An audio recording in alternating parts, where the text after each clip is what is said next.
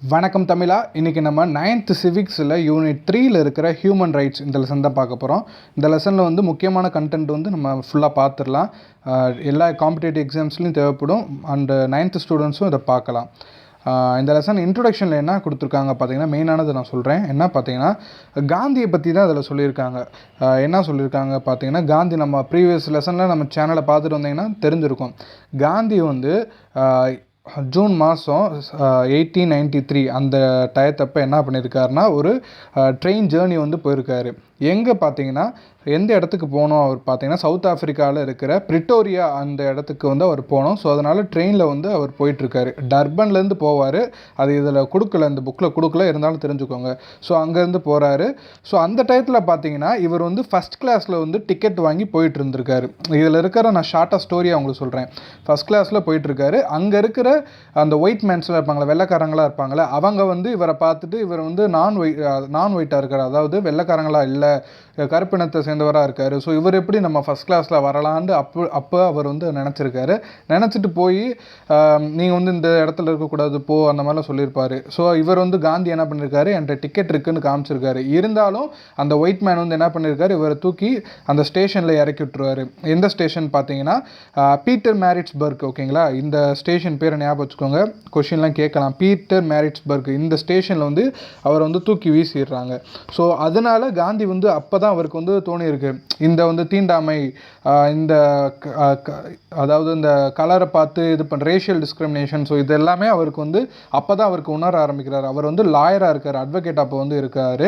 So அந்த டைமில் கூட அவருக்கு வந்து அவ்வளோ படிச்சிருந்தும் இப்படி ஒரு இன்ஹியூமன் ஆக்ட் வந்து நடந்திருக்கு. ஸோ மக்களுக்கு, சாதாரண மக்களுக்கு எப்படி இருக்கும், இந்தியன்ஸ் அங்கே இருக்கக்கூடிய இந்தியன்ஸ் வந்து என்னென்ன ப்ராப்ளம்ஸ்லாம் ஃபேஸ் பண்ணுவாங்க, அதை நினச்சிட்டு அவர் வந்து அப்போ தான் அந்த நான் வயலன்ஸ் ஆக்ட் வந்து, அதாவது நான் வயலன்ஸ் சத்தியாகிரகா இந்த மாதிரி கான்செப்ட்லாம் அவருக்கு வந்து வருது. ஓகேங்களா, ஸோ இதை தான் அதில் சொல்லியிருப்பாங்க. அந்த நாளை வந்து இந்த 7th ஜூன் 1893 இந்த டேட்டை வந்து என்ன சொல்லுவாங்க பார்த்தீங்கன்னா, the spirit for active non violence started from that moment அப்படி சொல்லுவாங்க. ஆக்டிவ் நான் வயலன்ஸ் வந்து அந்த டியூரேஷனில் தான் காந்தி வந்து ஸ்டார்ட் பண்ணோன்னு நினைக்கிறாருன்னு சொல்கிறாங்க. ஓகேங்களா, ஸோ நெக்ஸ்ட்டு பார்த்தீங்கன்னா, முக்கியமானது மட்டும் நான் சொல்லிட்டு போகிறேன். இந்த கதை தான் இதில் கொடுத்துருக்காங்க. ஸோ ரீட் பண்ணிங்கனாலே உங்களுக்கு புரியும். ஸோ இந்த நான் வயலன்ஸ் சத்தியாகிரகா இதெல்லாமே அப்போ தான் அவருக்கு வந்து அந்த இதெல்லாம் ஸ்டார்ட் பண்ணலாம். இவங்களை வந்து எதிர்த்து போராடி சண்டை போட்டு நம்ம ஜெயிக்கிறத விட அமைதி மூலியமாக நம்ம வந்து இவங்களை வீழ்த்திடலாம் அப்படின்னு நினைக்கிறாரு காந்தி. ஓகேங்களா, அதுதான் அதில் கொடுத்துருப்பாங்க. நெக்ஸ்ட்டு பார்த்தீங்கன்னா, what are human rights? Human ரைட்ஸ்னால் என்ன, மனித உரிமைகள், அது என்னென்ன உரிமைகள் நம்மளுக்கு இருக்குது அப்படின்றத அதில் பார்க்கலாம். அதாவது எல்லாத்துக்குமே தேவையான அடிப்படையான விஷயங்கள் எல்லாமே கிடைக்கணும். அது யாருமே எந்த விதமான ஜெண்டருக்காகவோ, ஜெண்டர்னால் ஆண் பெண் அந்த பாலினத்துக்காகவோ, இல்லைனா ரேஸ், நம்ம வந்து இந்த கலாச்சாரத்தை சேர்ந்தவங்க, இந்த கம்யூனிட்டியை சேர்ந்தவங்க அந்த மாதிரி இல்லாமல், கருப்பர்கள் வெள்ளையர்கள் இந்த மாதிரி இல்லாமல், லாங்குவேஜ் மூலயமா பிரிக்கப்படாமல், எந்த விதமான ரிலீஜியன் மூலயமா பிரிக்கப்படாமல் ஒன்றா எல்லாத்துக்குமே கிடைக்க வேண்டிய ரைட்ஸ் தான் இந்த ஹியூமன் ரைட்ஸ்னு சொல்கிறாங்க. ஓகேங்களா, இந்த பாக்ஸில் இருக்கிறது ரொம்ப முக்கியமானது. ப்ரீவியஸாக குரூப் 1 எக்ஸாம்பிள் இதை கேட்டிருந்தாங்க. பார்த்தீங்கன்னா, human rights day is celebrated which year பார்த்தீங்கன்னா 10th டிசம்பர், குரூப் 4 எக்ஸாம்பிள் கேட்டிருந்தாங்க. ஹியூமன் ரைட்ஸ் டே வந்து பார்த்தீங்கன்னா 10th டிசம்பர் அப்போ செலிப்ரேட் பண்ணப்படுது எல்லா வருஷமும். ஏன் அப்படின்னு பார்த்தீங்கன்னா, அந்த UDHRன்னு ஒரு இது இருக்கும், யூனிவர்சல் டிக்ளரேஷன் ஆஃப் ஹியூமன் ரைட்ஸ்ண்டு. அது வந்து அந்த டேயில் தான் வந்து இது பண்ணியிருப்பாங்க, கொண்டு வந்திருப்பாங்க. ஸோ அதனால் 10th டிசம்பரை வந்து ஹியூமன் ரைட்ஸ் டேன்னு செலிப்ரேட் பண்ணுவோம். ஓகேங்களா, நெக்ஸ்ட்டு பார்த்தீங்கன்னா, யுனைடெட் நேஷன் ஆர்கனைசேஷன் நம்ம எல்லாத்துக்கும் தெரிந்த அந்த UNO, அது பார்த்தீங்கன்னா எப்போ ஸ்டார்ட் பண்ணுறாங்க, எதனால ஸ்டார்ட் பண்ணுறாங்கன்னு பார்க்கலாம். 24th அக்டோபர் 1945 அப்போ ஸ்டார்ட் பண்ணுறாங்க. எதுக்கப்புறம் பார்த்தீங்கன்னா, செகண்ட் வேர்ல்டு வார்க்கு அப்புறம் ஸ்டார்ட் பண்ணுறாங்க. இதோட மெயின் அப்ஜெக்டிவ் என்ன பார்த்தீங்கன்னா, இந்த மாதிரி ஃப்யூச்சரில் எந்த வேர்ல்டு வாரும் நடந்துடக்கூடாது, அதை தடுக்க வந்து முயற்சி செய்கிறதுக்காக கொண்டு வரப்பட்ட இந்த ஆர்கனைசேஷன் தான் யுனைடெட் நேஷன் ஆர்கனைசேஷன். UNO டே வந்து அக்டோபர் 24 அன்னைக்கு செலிப்ரேட் பண்ணப்படுது. ஏன்னா அன்றைக்கி தான் ஸ்டார்ட் பண்ணியிருக்காங்க. ஸோ அன்றைக்கி வந்து செலிப்ரேட் பண்ணுறாங்க. சரிங்களா, உங்களுக்கு ரொம்ப ஃபாஸ்ட்டாக போகிற மாதிரி இருந்துச்சுன்னா மேலே ப்ளே ஸ்பீடை வந்து கம்மி பண்ணி வச்சு பாருங்கள், குவாலிட்டியும் கூட்டி கூட்டி வச்சு பாருங்கள். நெக்ஸ்ட்டு நான் ஏற்கனவே சொன்னேன் UDHR universal declaration of human rights வந்து எவ்வளோ ரொம்ப முக்கியமான ரோல் வந்து ப்ளே பண்ணுதுன்னு சொல்கிறாங்க. ரொம்ப முக்கியமான ரோல் ப்ளே பண்ணுது. அதுக்கு முன்னாடி இந்த பாக்ஸை பார்த்தீங்கன்னா எண்ட் ஆஃப் அப்பர்த்தியர்டுன்னு ஒன்று இருக்குது. எண்ட் ஆஃப் அப்பர்த்தியர்டு அதாவது அப்பர்த்தியர்டுன்ற ஒரு கான்செப்ட் வந்து சவுத் ஆஃப்ரிக்காவில் ஃபாலோ பண்ணியிருக்காங்க. நான் இதில் இருக்கிற எல்லாத்தையுமே சேர்ந்து ஒரு கதையை உங்களுக்கு சொல்கிறேன். அப்பர்த்தியர்டு வந்து ஒரு டிஸ்கிரிமினேஷன், ஒரு பாகுபாடு பார்க்குறது. எங்கே பார்த்தீங்கன்னா சவுத் ஆஃப்ரிக்காவில் அங்கே இருந்த மக்களுக்கிடையே ஒரு பாகுபாடு இருந்திருக்கு, வெள்ளையர்கள் கருப்பர்கள். ஸோ அந்த பாகுபாடு, அந்த கான்செப்ட் தான் இந்த அப்பர்த்தியர்டு. இந்த அப்பர்த்தியர்டை வந்து ஒரு முடிவுக்கு கொண்டு வரணும்னு முடிவெடுத்தவர் யார் பார்த்தீங்கன்னா நெல்சன் மண்டேலா. இவர் வந்து ரொம்ப முக்கியமான நபர் வந்து சவுத் ஆஃப்ரிக்காவில். இவர் பார்த்தீங்கன்னா இந்த இதுக்காக 27 வருஷம் சிறையில் வந்து அடைக்கப்பட்டிருக்காரு. இவர் நிறைய மக்களுக்காக போராடி இதுக்காக ஜெயிலில் வந்து 27 வருஷம் இருந்திருக்காரு. நெக்ஸ்ட்டு பார்த்தீங்கன்னா மக்களுக்கு வந்து நிறைய போராட்டம் பண்ண அங்கே இருக்கிற கவர்மெண்ட், அங்கே இருந்து அப்போ பிரசிடெண்ட்டாக இருந்த யாருன்னா FWD கிளர்க், இவர் என்ன பண்ணுவார்னா 1990 வந்து நெல்சன் மண்டேலா வந்து ரிலீஸ் பண்ணிடணும் அப்படின்னு சொல்லி ரிலீஸ் பண்ணிடுவார். நெக்ஸ்ட்டு இவரும் இந்த கிளர்க்கும் மண்டேலாவும் 2 பேரும் வந்து ரொம்ப எஃபர்ட் எடுத்து இந்த அப்பர்த்தியர்டை வந்து எண்டுக்கு கொண்டு வந்திருக்காங்க. அதுக்கடுத்து பார்த்திங்கன்னா ஒரு 4 வருஷத்தில் அங்கே நடந்த அந்த ஜென்ரல் எலெக்ஷனில் 1994 நடந்த ஜென்ரல் எலெக்ஷனில் பார்த்திங்கன்னா மண்டேலா வந்து நிற்கிறாரு. எந்த கட்சியில் பார்த்தீங்கன்னா ஆஃப்ரிக்கன் நேஷனல் காங்கிரஸில் வந்து நின்று அதில் வந்து வெற்றி பெற்று பிரசிடெண்ட்டாகவும் ஆயிடுறாரு. ஓகேங்களா, இதுதான் அதில் கொடுத்துருக்காங்க. ஸோ நெக்ஸ்ட்டு பார்த்தீங்கன்னா யூடிஹெச்ஆர், நான் ஆல்ரெடி சொன்னேன் யூடிஹெச்ஆர் வந்து எங்கே வந்து இது பண்ணுறாங்க பார்த்தீங்கன்னா யுனைடெட் நேஷன் ஜெனரல் அசம்பிளி பாரிஸில் நடக்குது. அங்கே வந்து இதை கொண்டு வராங்க. இந்த கான்செப்டை முத இன்ட்ரடியூஸ் பண்ணுறாங்க. 10th டிசம்பர், நான் ஏற்கனவே சொன்னேன் ஹியூமன் ரைட்ஸ் டே வந்து 10th டிசம்பர் செலிப்ரேட் பண்ணப்படுது. எதுக்காகனா இந்த யூடிஹெச்ஆரை வந்து ஜெனரல் அசம்பிளி பாஸ் பண்ணனால. ஓகேங்களா. நெக்ஸ்ட்டு பார்த்தீங்கன்னா இது வந்து பல லாங்குவேஜில் வந்து இந்த யூடிஹெச்ஆர் வந்து டிரான்ஸ்லேட் பண்ணப்பட்டிருக்கு. இந்த UDHR universal declaration of human rights இதில் பார்த்தீங்கன்னா டோட்டலாக 30 ஆர்டிகல்ஸ் வந்து அப்போ இருந்திருக்குன்னு சொல்கிறாங்க. 30 ஆர்டிகல்ஸ் வந்து யூடிஹெச்ஆரில் இருந்திருக்கு. ஸோ இந்த யூடிஹெச்ஆர் வந்து எதெல்லாம் கேரண்டி பண்ணோம்னா freedom of expression, as civil, political, social, economic, cultural rights. இந்த ரைட்ஸை, அதாவது பேசிக்கான ஹியூமன்ஸுக்கு தேவையான அனைத்து ரைட்ஸுமே இது வந்து முன்மொழியும். ஓகேங்களா. நெக்ஸ்ட்டு பார்த்தீங்கன்னா social, economic and cultural rights. இது பார்த்தீங்கன்னா சோஷியல், எக்கனாமிக், கல்ச்சுரல் ரைட்ஸ் அது நம்மளுக்கு தெரிஞ்சது தான். சோஷியல் ரைட்ஸ்னால் என்னது? சொசைட்டியில் எல்லாத்துக்குமே சம உரிமைகள் கொடுக்கப்பட்டிருக்கணும், அது சொல்கிறது. எக்கனாமிக் ரைட்ஸ்னால் எல்லாத்துக்குமே எக்கனாமிக் வைஸாக அவங்க எல்லாமே அவங்களுடைய நீட்ஸ், அவங்களுடைய தேவைகளை பூர்த்தி செய்கிற அளவுக்கு அவங்களுக்கு வந்து அந்த சம்பாத்தியம் இருக்கணும். ஸோ அவங்களுக்கு வந்து அந்த ரைட்ஸ், எக்கனாமிக் ரைட்ஸ் வந்து கொடுக்கப்பட்டிருக்கணும்னு சொல்கிறாங்க. நெக்ஸ்ட்டு கல்ச்சுரல் ரைட்ஸ் பார்த்திங்கன்னா எல்லா ஹியூமனுக்கும் தேவையானது அவங்களுடைய கல்ச்சரை, இப்போ தமிழ்நாட்டு கல்ச்சரை நம்ம ஃபாலோ பண்ணுறதுக்கு நம்மளுக்கு அந்த உரிமை இருக்குது. அதுக்காக தான் நம்ம ஜல்லிக்கட்டுக்கெல்லாம் போராடணும், அது எங்களுடைய கல்ச்சர்னு. ஸோ இந்த பேசிக்கான கல்ச்சுரல் ரைட்ஸுக்காக தான் நம்ம போராடி நம்மளுடைய கல்ச்சரை வந்து மீட்டெடுத்தோம். ஸோ அதுதான் இந்த கல்ச்சுரல் ரைட்ஸ். ஓகேங்களா. நெக்ஸ்ட்டு பார்த்தீங்கன்னா civil and political rights. Civil and political rights வந்து ரொம்ப முக்கியமானது. எல்லா மக்களுக்கும் தேவையான அந்த ரைட்ஸ் வந்து civil and political rights. Civil ரைட்ஸ்னால் என்ன பார்த்தீங்கன்னா நம்மளுக்கு பேசிக்கான ரைட்ஸு, நம்மளுடைய அதாவது எந்த விதமான பாகுபாடு இல்லாமல் ஒரே கான்செப்ட் தான், ஒரே மாவில் அரைச்ச மாதிரி தான், அரைச்ச மாதிரியே தான் இருக்கும். ஏன்னா ரொம்ப குழம்பிக்க வேணாம். ரைட்ஸ்னால் என்ன? நம்மளுடைய உரிமைகள். அது ஒரு பேரில் சொல்லியிருப்பாங்க. Social rights, economic rights, civil rights அப்படி இப்படின்னு இருப்பாங்க. ஆனால் எல்லாமே நம்மளுடைய தேவைகளை பூர்த்தி செய்கிறதுக்காக கொண்டு வரப்பட்ட உரிமைகள் தான் அதெல்லாம். ஓகேங்களா. நேஷ்னாலிட்டி, ஜெண்டரு, ஏஜ், ரிலீஜனு, அந்த மாதிரி ரைட்ஸ் எல்லாமே சிவில் ரைட்ஸ்குள்ளே வந்துடும். பொலிட்டிக்கல் ரைட்ஸு பார்த்திங்கன்னா அட்மினிஸ்ட்ரேஷனில் வந்து நம்மளுக்கு உரிமை இருக்குது. நம்மளும் எலெக்ஷனில் கண்டக்ட் பண்ணலாம். டைரக்ட் எலெக்ஷனும் இன்டைரக்ட் எலெக்ஷனும் சாதாரண மக்களும் போய் பார்ட்டிசிபேட் பண்ணலாம், எலெக்ஷனில் நிற்கலாம். அந்தந்த எலிஜிபிலிட்டி இருந்துச்சுன்னா நம்மளே போய் நிற்கலாம். ஸோ அது எல்லாமே நம்மளுக்கு பொலிட்டிக்கல் ரைட்ஸ் கீழே வந்துடும். ஓகேங்களா. நெக்ஸ்ட்டு பார்த்தீங்கன்னா fundamental rights in India. Fundamental ரைட்ஸ்னு என்ன? அடிப்படை உரிமைகள். ஓகேங்களா. அடிப்படை உரிமைகள் வேறு, அடிப்படை கடமைகள் வேறு. இப்போ வந்து நம்ம பார்க்குறது அடிப்படை உரிமைகள், ஃபண்டமெண்டல் ரைட்ஸு. இதில் பார்த்தீங்கன்னா என்னென்ன ரைட்ஸ்லாம் இருக்குது? ரைட் டு ஈக்குவாலிட்டி, ஈக்குவலாக எல்லாத்தையுமே சமமாக பார்க்கணும். இவர் பெரியவர் சிறியவர் அப்படிலாம் இல்லை. ஏஜ் வைஸ் ஓகே, ஆனால் பணத்தாலேயோ இல்லை வேறு எந்த வித அந்தஸ்துனாலேயோ யாருமே பாகுபாடு பார்க்கக்கூடாது. ரைட் டு ஃப்ரீடம், நம்மளுக்கு சுதந்திரம், முழு சுதந்திர உரிமைகள் இருக்குது. Right against exploitation, right to freedom of conscience and religion, ரிலீஜனை ஃபாலோ பண்ணுறதுக்கு நம்மளுக்கு ஃப்ரீடம் இருக்குது. எஜுகேஷனை நம்ம பெறுறதுக்கு நம்மளுக்கு உரிமை இருக்குது. மைனாரிட்டியாக இருந்தோம்னா, அதாவது 18 வயசு கீழே இருந்தோம்னா நம்மளுக்கு எஜுகேஷன் ரைட்ஸ் இருக்குது. நம்மகிட்ட காசு இல்லைனாலும் ஆனால் நம்மளுக்கு படிக்க வைக்கிறதுக்கு உரிமை நம்மகிட்ட இருக்குது. நம்ம போய் கேட்கலாம். ஃப்ரீ எஜுகேஷன் வந்து நம்மளுக்கு இருக்குது. RTE ரைட் டு எஜுகேஷன் மூலயமா ஃப்ரீ எஜுகேஷனை நம்ம வாங்கிக்கிறலாம். ரைட் டு கான்ஸ்டிடியூஷனல் ரெமெடிஸு, கான்ஸ்டிடியூஷனில் ஏதாச்சும் அமெண்ட்மெண்ட் பண்ணணும், ஏதாச்சும் சீர்திருத்தம் பண்ணணும்னாலும் நம்மளுக்கு உரிமை இருக்குது. அதெல்லாம் சொல்கிறது தான் இந்த ஃபண்டமெண்டல் ரைட்ஸு. ரைட்ஸ் டு ஒன்று ஒன்றா எக்ஸ்பிளைன் பண்ணியிருப்பாங்க. நான் ஏற்கனவே சொன்னதான், ரைட் டு ஈக்குவாலிட்டி இந்த ஃபோட்டோ பார்த்தாலே உங்களுக்கு லைட்டாக கிளாரிட்டி கிடைக்கும். ஈக்குவாலிட்டி வேறு, ஈக்விட்டி வேறு. ஈக்குவாலிட்டினா இப்போ வந்து இந்த செகண்ட் பிக்சரில் இருக்குல்ல, அது வந்து பார்த்தீங்கன்னா எல்லாருமே ஈக்குவலாக பார்க்குற மாதிரி இருக்குது. ஆனால் அந்த ஃபஸ்ட்டு பிக்சர் பார்த்தீங்கன்னா கொடுத்தது ஈக்குவலாக கொடுத்துருக்காங்க. அந்த ஸ்டாண்ட் நிற்கிறதுக்காக கொடுக்க அந்த ஸ்டூல் வந்து ஈக்குவலாக கொடுத்துருந்தாலும் ஆனாலும் அந்த சின்ன பையன் வந்து பார்க்க முடியல. ஏன்னு புரியுதுல? ஏன்னா அவங்களுக்கு ஏற்ற நம்ம அவங்களுக்கு இவங்க ரொம்ப இதுக்கு தான் ரிசர்வேஷன் ஒரு கான்செப்ட் கொண்டு வந்திருக்காங்க. ஜென்ரல் கேட்டகரிக்கு அவ்வளோ ரிசர்வேஷன் இருக்காது. அதே SC STயோ MBCயோ BCயோ அவங்களுக்கெல்லாம் ரிசர்வேஷன் இருக்கும். ஏன்னு இந்த பிக்சரை பார்த்தா புரியும். அவங்க வந்து இன்னும் டெவலப் ஆகணும், அதுக்காக வந்து அவங்களுக்கு எக்ஸ்ட்ரா நம்ம எஃபோர்ட் கொடுக்கணுன்றதுக்காக தான் இந்த ஈக்குவாலிட்டி ஈக்விட்டின்னு ஒரு கான்செப்டே கொண்டு வந்தாங்க. இப்போ உங்களுக்கு நல்லா புரிஞ்சிருக்கும்னு நினைக்கிறேன். அதுக்காக தான் ரிசர்வேஷன் கொண்டு வந்திருக்காங்க. நிறைய பேர் நினைக்கலாம் ரிசர்வேஷன்லாம் எதுக்குன்னு. ஸோ இன்னும் அவங்க வந்து டெவலப் ஆகி எல்லாருமே ஈக்குவலாக வந்ததுக்கப்புறம் இந்த ரிசர்வேஷன் கான்செப்ட்லாம் எடுத்துருவாங்க. ஓகேங்களா? ரைட் டு ஃப்ரீடம் வந்து 6 ஃப்ரீடம் வந்து இருக்குது. Freedom of speech and expression, நம்ம பேச்சுரிமை, நம்மளுக்கு உரிமை இருக்குது.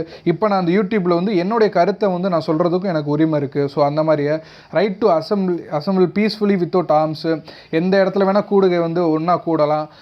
நெக்ஸ்ட்டு ரைட் டு ஃபார்ம் என்ன அசோசியேஷன், ஏதாச்சும் ஒரு சங்கம் வைக்கிறது, இதுக்கெல்லாமே நம்மளுக்கு ஃப்ரீடம் இருக்குது. Right to reside and settle, எங்கே வேணால் நம்ம இந்தியாவில் எங்கே வேணால் நம்ம செட்டில் ஆகிக்கலாம், தங்கிக்கிறலாம். த்ரூ அவுட் இந்தியாவில் வந்து ஃப்ரீயாக மூவ் ஆகிக்கலாம். அடுத்த பாயிண்ட்டு. நெக்ஸ்ட்டு எங்கே வேணால் நம்ம வந்து எந்த ஆக்குபேஷன் வேணால், ப்ரொஃபஷன் வேணால் ஃபாலோ பண்ணலாம், ப்ராக்டிஸ் பண்ணலாம். ஸோ அதுதான் இது. ரைட் அகேன்ஸ்ட் எக்ஸ்ப்ளாய்டேஷன் பார்த்தீங்கன்னா சில்ட்ரன்ஸ் வந்து 14 வயசுக்கு கீழே இருக்காங்களே அவங்க எல்லாமே எந்த விதமான ஒர்க்கும் கம்பல் பண்ணி பண்ண வைக்கக்கூடாது. அதுதான் ரைட் அகெயின்ஸ்ட் எக்ஸ்ப்ளாய்டேஷன். ஓகேங்களா? நெக்ஸ்ட்டு பார்த்தீங்கன்னா right to freedom of conscience and religion, எந்த வித ரிலீஜனை ஃபாலோ பண்ணவும் அவங்களுக்கு உரிமை இருக்குது. அவங்களோட ஐடியாஸ் வந்து எக்ஸிபிட் பண்ணவும் அவங்களுக்கு உரிமை இருக்குது இந்தியாவில். அதுதான் இது. Next cultural and education rights பார்த்தீங்கன்னா நம்மளுக்கு கல்ச்சுரலாக என்னென்ன நம்ம தமிழ்நாடு கல்ச்சர் வந்து பார்த்திங்கன்னா நம்மளுக்கு உரிமை இருக்குது. நம்ம தமிழ்நாட்டில் இந்தந்த ஃபெஸ்டிவல் வந்து நம்ம கொண்டாடுவோம்.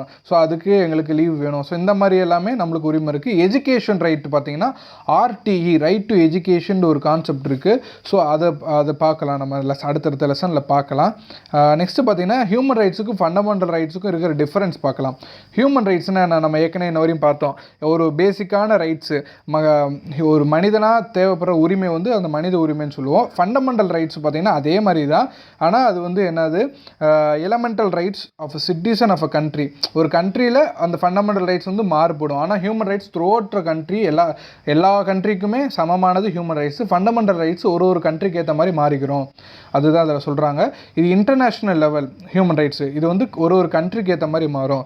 நெக்ஸ்ட் வந்து இது பேசிக்கான ஒரு அடிப்படையான வாழ்க்கைக்கு தேவையானது ஹியூமன் ரைட்ஸ். அதை நம்ம மறுக்கவே கூடாது, அதை நம்ம எடுக்கவே முடியாது. இப்போ உணவு கொடுக்கணும்னா அந்த உணவு வந்து அவங்களுக்கு கொடுத்தே தான் ஆகணும், அது நிறுத்த முடியாது. அதே ஃபண்டமெண்டல் ரைட்ஸ் பார்த்தீங்கன்னா ஒரு கண்ட்ரி இப்போ அவங்க கண்ட்ரிக்கு அந்த ஃபண்டமெண்டல் ரைட்ஸ் வேணாம் அப்படின்னு நினைக்கிறாங்கன்னா அதை எடுத்துக்கிடுவாங்க. ஓகேங்களா? அதுதான் அது பேசிக்கான டிஃப்ரென்ஸு. நெக்ஸ்ட்டு பார்த்தீங்கன்னா ரைட்டுன்னு ஒன்று கொடுத்துருக்காங்க. ரைட்னா வேறு ஒன்றும் இல்லை, கவர்மெண்ட்டு ஒரு கோர்ட் வந்து ஆர்டர் பண்ணும், ரைட் வந்து இஷ்யூ பண்ணியிருப்பாங்க அப்படி சொல்லுவாங்கள்ல.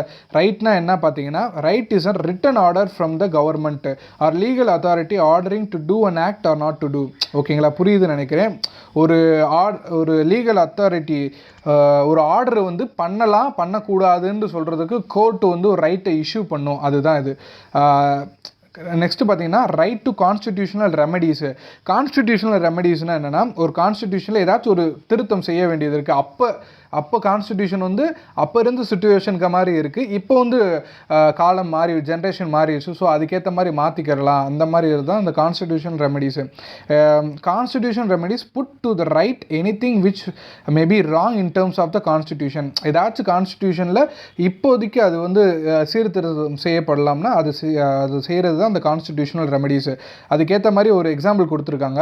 இந்த Preethika Yashini won her right of employment by approaching the court according according to the right of constitutional remedies. அவங்களுடைய எம்ப்ளாய்மெண்ட் ரைட்ஸ் வந்து இந்த கான்ஸ்டிடியூஷனல் ரெமடிஸ் மூலயமா அவங்க பெறப்பட்டிருக்கு அப்படின்னு சொல்கிறாங்க. நெக்ஸ்ட்டு பார்த்தீங்கன்னா ஃபண்டமெண்டல் டியூட்டிஸ். இன்ன வரையும் நம்ம பார்த்ததுக்கு முன்னாடி ஃபண்டமெண்டல் ரைட்ஸ் அடிப்படை உரிமைகள். இப்போ நம்ம பார்க்க போகிறது அடிப்படை கடமைகள். ஓகேங்களா, இது வந்து நம்மளுக்கு இந்த கான்ஸ்டிடியூஷன் வந்து பார்த்தீங்கன்னா 26 ஜனவரி 1950 தான் நம்மளுக்கு வந்து ஃபோர்ஸுக்கு வந்தது அந்த ஒரிஜினல் கான்ஸ்டிடியூஷன். அப்போது வந்து பார்த்தீங்கன்னா அந்த ஃபண்டமெண்டல் டியூட்டிஸ்ன்ற ஒரு கான்செப்டே இல்லை. ஓகேங்களா, கான்ஸ்டிடியூஷன் எழுதப்பட்டப்போ ஃபண்டமெண்டல் டியூட்டிஸ் அதாவது அடிப்படை கடமைகள்ன்ற ஒரு கான்செப்ட் இல்லை.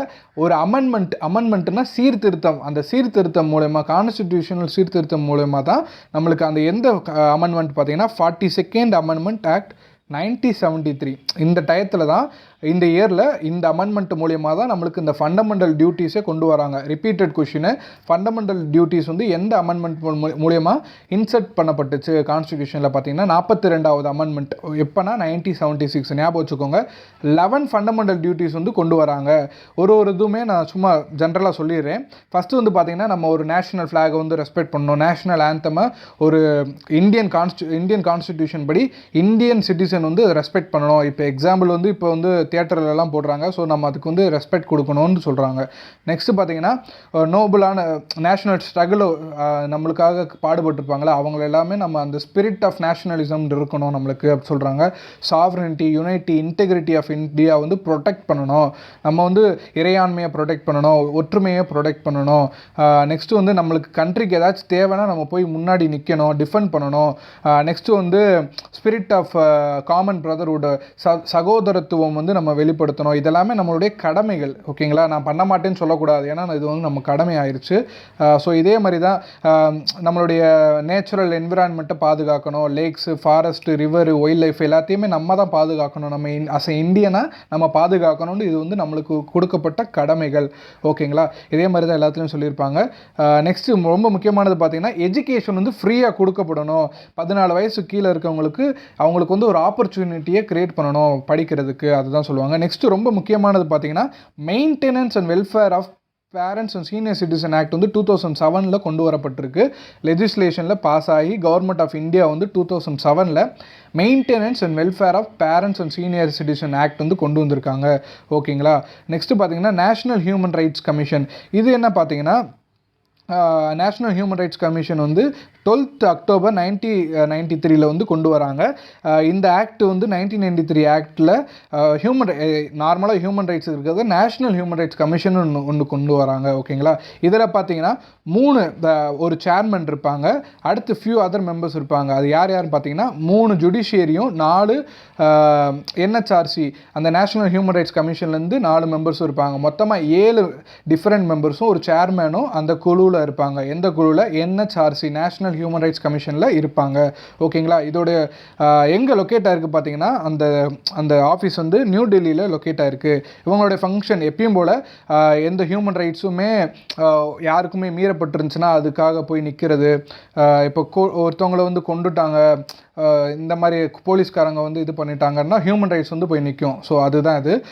நெக்ஸ்ட்டு என்ஜிஓஸில் நான் கவர்மெண்ட் ஆர்கனைசேஷன்லாம் எஃபோர்ட் எடுத்து ஹியூமன் ரைட்ஸை கொண்டு வரது. எஜுகேஷன் மூலிமா ஹியூமன் ரைட்ஸை பற்றி தெரிவிக்கிறது, இதுதான் அவங்களுடைய role. Next state human rights கமிஷனும் அதே இயரில் தான் வந்து அந்த human rights protection act section 21 படி 1993 தான் இந்த ஸ்டேட் ஹியூமன் ரைட்ஸ் கமிஷனும் கொண்டு வரப்பட்டிருக்கு. நம்ம தமிழ்நாட்டில் இதோட ஆஃபீஸ் எங்கே இருக்குன்னு பார்த்தீங்கன்னா சென்னையில். இந்த ஆஃபீஸ் ஆஃப் ஹியூமன் ரைட்ஸ் வந்து சென்னையில் தமிழ்நாடுக்கு லொக்கேட் ஆகிருக்கு. இவங்களும் அதே ரோல் தான். ஆனால் என்ன பார்த்தீங்கன்னா இவங்க வந்து அவங்களுக்கு என்ன டிஃப்ரென்ஸ்னா நேஷனல் லெவலில் இருக்கிறதா நேஷனல் ஹியூமன் ரைட்ஸு, ஒரு ஸ்டேட்டுக்குள்ளே மட்டும் அவங்களுடைய அதிகாரத்தை காமிக்க முடியும், அதுதான் ஸ்டேட் ஹியூமன் ரைட்ஸ் கமிஷன். ஓகேங்களா, இவங்க வந்து ஒரு கோர்ட்டுக்கு ஈக்குவல், சிவில் கோர்ட்டுக்கு ஈக்குவலாக ஒரு பவர் இருக்கவங்க தான் இவங்க. It has the power of civil court. ஓகேங்களா, நெக்ஸ்ட்டு பார்த்தீங்கன்னா கம்பன்சேஷன். அவங்களுக்கு ஒரு விக்டிம் இருக்காங்கன்னா அவங்களுக்கு தேவையான பண உதவியும் அவங்ககிட்ட இருந்து வாங்கி ஃபைன் மாதிரி வாங்கி அவங்களுக்கு கொடுக்க முடியும் அப்படின்னு சொல்கிறாங்க. நெக்ஸ்ட்டு சைல்டு ரைட்ஸ் பார்த்தீங்கன்னா 18 வயசு கீழே இருக்கவங்க எல்லாமே சைல்டுன்னு சொல்கிறாங்க. யார் பார்த்தீங்கன்னா யூஎன்ஓ. ஓகேங்களா, நெக்ஸ்ட்டு பார்த்தீங்கன்னா திஸ் பிரின்சிபல் எக்ஸிபிட் ஆர்டிகல் 25 இந்த யூடிஹெச்ஆரில் பார்த்தோம் 30 ஆர்டிக்கல் இருக்குது. அதில் 25வது ஆர்டிக்கல் வந்து இந்த சைல்டு இதை பற்றி தான் பேசுது, சைல்டு ரைட்ஸை பற்றி தான் பேசுது சொல்கிறாங்க. நெக்ஸ்ட்டு பார்த்தீங்கன்னா இந்த சைல்டு இந்த இது வந்து எப்போ அந்த இது கொண்டு வராங்க, சைல்டு ரைட்ஸ் வந்து எப்போ யூஎன் ஜென்ரல் அசம்பிளியில் கொண்டு வராங்க பார்த்தீங்கன்னா 20th நவம்பர் 1989 அப்போ இந்த ரைட்ஸ் ஆஃப் சைல்டு வந்து கொண்டு வராங்க.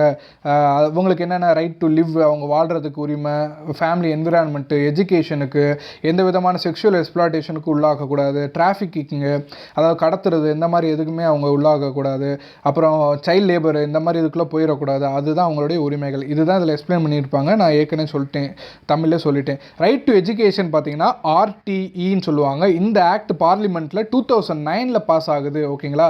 என்ன பார்த்தீங்கன்னா ஃப்ரீ அண்ட் கம்பல்சரி எஜுகேஷன். யாருக்குன்னா 6 வயதுலேருந்து 14 வயசு வரை இருக்கவங்களுக்கு ஃப்ரீ அண்ட் கம்பல்சரி எஜுகேஷன். எந்த ஆர்டிக்கல் கீழே பார்த்தீங்கன்னா ஆர்டிக்கல் 21A. ஓகேங்களா? மலாலா பற்றி சொல்லியிருப்பாங்க. இவங்க வந்து ஒரு நோபல் பீஸ் ப்ரைஸ் வாங்கியிருப்பாங்க. இவங்க பாகிஸ்தானை சேர்ந்தவங்க. இவங்க வந்து பார்த்தீங்கன்னா படிக்க விட மாட்டாங்க. ஆனால் இவங்க படித்து நோபல் ப்ரைஸ் நிறைய இதெல்லாம் படித்து இவங்களுக்கு வந்து நோபல் ப்ரைஸ் வந்து பீஸ்க்கு கொடுத்துருப்பாங்க. ஓகேங்களா? நெக்ஸ்ட்டு பார்த்தீங்கன்னா அவங்களோட ஸ்டோரி கொடுத்துருப்பாங்க, வேணும்னா ரீட் பண்ணி பார்த்துக்கோங்க. Next right to education RTE சொன்னேன்னா அது 2009 வந்திருக்கு. எதுக்காகனா ஃப்ரீ எஜுகேஷன் வந்து கம்பல்சரியாக சில்ட்ரன்ஸுக்கு வந்து ப்ரொவைட் பண்ணணும் அப்படின்றதுக்காக கொண்டு வந்தது. ரைட் அகேன்ஸ்ட் சேல்ஸ் அண்ட் டிராஃபிக்கிங்க்கு வந்து தமிழ்நாடு காவலன் ஆப்னு ஒரு ஆப் கொண்டு வந்து லான்ச் பண்ணியிருக்காங்க, SOS ஆப்பு. ஸோ இதெல்லாம் பார்த்து வச்சுக்கோங்க. நெக்ஸ்ட்டு பார்த்தீங்கன்னா ரைட் அகேன்ஸ்ட் செக்ஷுவல் எக்ஸ்ப்ளாய்டேஷன். சின்ன பசங்க வந்து செக்ஷுவலாக இது பண்ணப்படுறாங்கன்னா அவங்களுக்கு வந்து கொண்டு வந்த ஆக்ட் தான் இந்த POCSO act, protection of children from sexual offences act. இந்த ஆக்ட் வந்து பார்த்திங்கன்னா 2012 கொண்டு வராங்க. எதுக்காகனா சின்ன பசங்களெல்லாம் செக்ஷுவலாக அப்யூஸ் பண்ணியிருந்தாங்கன்னா அவங்களுக்கு அந்த அப்யூஸ் பண்ணப்பட்டவங்க வந்து கம்ப்ளைண்ட் கொடுத்து இந்த போக்சோ ஆக்ட் வந்து கொண்டு வந்திருக்காங்க. போக்சோ படி என்ன பார்த்தீங்கன்னா அந்த அப்யூஸ் பண்ணப்பட்ட யாரோ அவங்க வந்து ஒரே ஒரு தடவை தான் அவங்க நரேட் பண்ணுவாங்க. அந்த சில்ட்ரன் வந்து இப்போ ஒரு சின்ன பிள்ளை வந்து இது பண்ணியிருந்தாங்கன்னா அவங்க சொல்கிறத வச்சு ஒரு கேஸ் எடுத்துக்கிடுவாங்க. அவங்கள ஒரு தடவை தான் கூப்பிடணும், அவங்கள 2-3 தடவை அந்த கேஸுக்கு டெஸ்ட் பண்ண கூப்பிடக்கூடாது. அதுவும் அதில் வந்து ரேப்பிஸ்ட்டுக்கு வந்து 12 வயசுக்கு கீழே இருக்கிற கேர்ள்ஸ் வந்து ரேப் பண்ணியிருந்தாங்கன்னா அவங்களுக்கு வந்து ரொம்ப சிவியராக வந்து டெத் பெனாலிட்டி வந்து கொடுக்கப்பட்டுரும் இந்த போக்சோ மூலியமா அப்படின்னு சொல்கிறாங்க. ஸோ நெக்ஸ்ட்டு அவ்வளோதான் இதில் சொல்லியிருக்காங்க. நெக்ஸ்ட்டு பார்த்தீங்கன்னா 1098 இந்த நம்பர் ஞாபகம் வச்சுக்கோங்க. இது வந்து repeated question. Child line 24 hour free service, child helpline சொல்லுவாங்க. ஸோ இந்த இதுதான். நெக்ஸ்ட்டு பார்த்தீங்கன்னா கைலாஷ் சத்யார்த்தி, இவர் வந்து ஒரு நோபல் பீஸ் ப்ரைஸ்